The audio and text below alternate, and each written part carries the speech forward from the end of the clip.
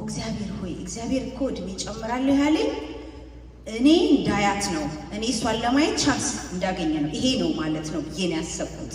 በስጋ ከዚህ ዓለም መለየት ለማንኛውም ሰው የማይቀር የምድር እውነት ቢሆንም በጌታ በኢየሱስ ክርስቶስ ያመኑ ቅዱሳን ግን ይህ ምድራዊ ድንኳናቸው ሲፈርስ ወደ ዘላለማዊና ወደማያልፈው የክብር ሕይወት እንደሚሻገሩ በመለኮታዊ ቃል የተረጋገጠ ሕያው ተስፋ አለን። ዛሬ በሰማነው እጅግ ልብ የሚነካ መረጃ መሰረት ለመላው በወንጌል አማኞች ማህበረሰብ ዘንድ ታላቅ መጽናኛና በረከት የሆኑት ተወዳጆቹ ዘማሪዎች ቃል ኪዳን ጥላሁን ልሌ፣ ዶክተር ለዓለም ጥላሁን፣ ዳጊ ጥላሁንና ሌሎች ሁለት እህቶቻቸው ጂጂ ጥላሁንና ኪኪ ጥላሁንን ለኛ በረከት አድርገው የሰጡት ውድ እናታቸው ወይዘሮ ቅድስት ጳውሎስ በስጋ ተለይተዋቸዋል። እናታቸው በተወለዱ በ74 ዓመታቸው ወደ አምላካቸው ሄዱ ሲሆን ይህ መለየት በምድር ለቀሩት ቤተሰቦቻቸውና ወዳጆቻቸው የሐዘን ቢሆንም እርሳቸው ግን ጌታችን በዮሐንስ ወንጌል ላይ ትንሣኤና ሕይወት እኔ ነኝ የሚያምንብኝ ቢሞት እንኳን ሕያው ይሆናል በማለት በሰጠን የማይሻር ቃል ኪዳን መሰረት አሁን በዘላለማዊ ክብርና እረፍት ውስጥ ይገኛሉ። የእግዚአብሔር አሰራር ሁልጊዜም ድንቅ ነው። በቅርቡ በአሜሪካን ሀገር በተካሄደውና እናት በከባድ የጤና ሁኔታ ላይ በነበሩበት ወቅት ለተወሰነ ጊዜ እንኳን አገግመው ቆመው መታየታቸው በብዙዎች ዘንድ እጅግ አስገርሞ ነበር። በዚህም የተነሳ እግዚአብሔር በምህረቱ እድሜን ጨምሮላቸው ልደታቸውን አብረው ከልጆቻቸው ጋር ለማክበር መታደላቸው የዚህ ማሳያ ነበር። በዚያ ፕሮግራም ላይ ብዙ ቅዱሳንና ዘማሪዎች በተገኙበት ልጆቻቸው ለእናታቸው ያላቸውን ጥልቅ ክብርና ፍቅር በእንባ ጭምር እየገለጹ ለከፈለችው የሕይወት ዋጋ እናመሰግናለን ማለታቸው ዛሬ ለሚሰማው የስጋ መለየት ቀድሞ የተዘጋጀ የምስጋና ፕሮግራም ይመስል ነበር። በዚያ ምሽት እግዚአብሔር በእልልታና በዝማሬ ከፍ ከፍ እንዳለሉ ዛሬም ያ የተረፈ ትውስታ ለልጆቿ ልብ ታላቅ መጽናኛና ጥንካሬ ሆኗቸዋል። ምንም እንኳን በአሁኑ ሰዓት ልጆቿና መላው ቤተሰቧ በከባድ ምድራዊ ሐዘን ውስጥ ቢሆኑም የእግዚአብሔርን ሉዓላዊነትና ፍጹም በጎነት የሚያውቁ የእምነት ልጆች በመሆናቸው ሐዋርያው ጳውሎስ ወደ ሮሜ ሰዎች በጻፉ መልእክቱ እግዚአብሔርን ለሚወዱት እንዳሰቡም ለተጠሩት ነገር ሁሉ ለበጎ እንዲደረግ እናውቃለን እንዳለው እነሱም በእምነት ጸንተው እግዚአብሔር ነገርን ሁሉ ለበጎ አደረገው በማለት የልባቸውን ምስጋናና መገዛት በማህበራዊ ገጽ ላይ በጽሁፍ በማስበር ያላቸውን ጥንካሬና እምነት በእግዚአብሔር ላይ ያላቸውን ተስፋ በግልጽ አሳይተዋል። እስቲ ለትውስታ ያህል ከሳምንታት በፊት እንግዲህ ለእናታቸው ለወይዘሮ ቅድስት ጳውሎስ በተዘጋጀው የልደት ፕሮግራም ላይ ዘማሪት ሊሊ ጥላሁን እግዚአብሔር በህልም ስለተናገራት ነገር በይፋ የገለጸችበትና ለእናቷ ያላትን ፍቅርና ክብር የተናገረችበትን እንደዚሁም ደግሞ ሌላኛው ወንድማቸው ወይም ደግሞ የወይዘሮ ቅድስት ጳውሎስ ልጅ ሆነው ዘማሪ ዶክተር ለዓለም ጥላሁንም ለእናቱ ያስተላልፈው ልብ የሚነካ መልእክት ለትውስታ ተመልክተን እንመለስ። ሰዎች ሁሉ ስላገኘሁ ዛሬ በጣም ደስተኛ ነኝ። እግዚአብሔር ይመስገን። ትንሽ ምስክርነት አለኝ። እንግዲህ ያው እኔ መጀመሪያ ላይ ስለሆንኩ መጀመሪያ ተብያለሁኝ።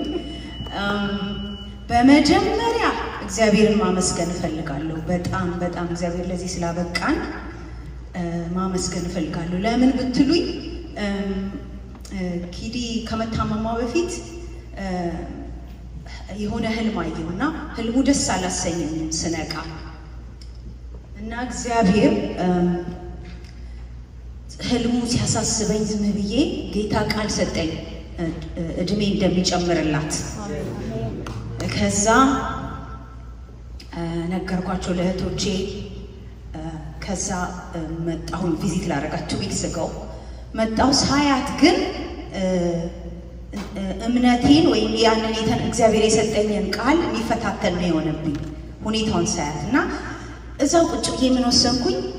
እግዚአብሔር ሆይ እግዚአብሔር እኮ እድሜ ጨምራለሁ ያለኝ እኔ እንዳያት ነው እኔ እሷን ለማየት ቻንስ እንዳገኘ ነው ይሄ ነው ማለት ነው ብዬ ነው ያሰብኩት።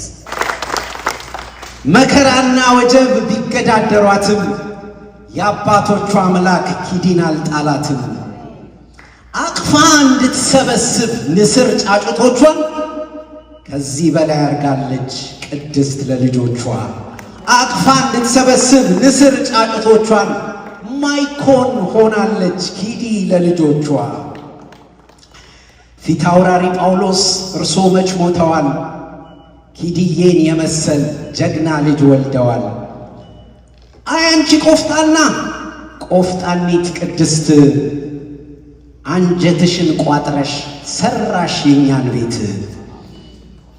ዘለሽ ሳይወጣልሽ አድገሽ ሳትጨርሽ እንዳገሩ ወጣት ቅንጦት ሳያምርሽ እንዳሻሽ መቦረቅ ድሎት ሳያምርሽ ራስሽን ሰጥተሻል ለ5 ልጆችሽ።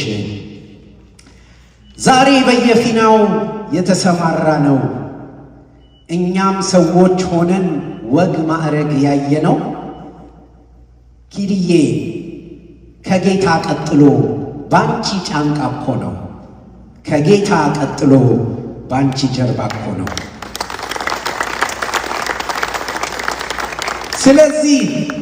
ስለዚህ ዛሬ ልጆችሽ እንዲህ እንልሻለን። አለብን ልጆችሽ የመስዋዕትሽ ዕዳ፣ ልናመሰግንሽ መተናል ከጓዳ። በተለይ አንደኛው ልጅሽን ውለታሽ አለበት ካጥንት የሚደርስ የለዓለም እናት መሐላ ታውቃለች። ላሊ ይሙት ካለች መች ትመለሳለች።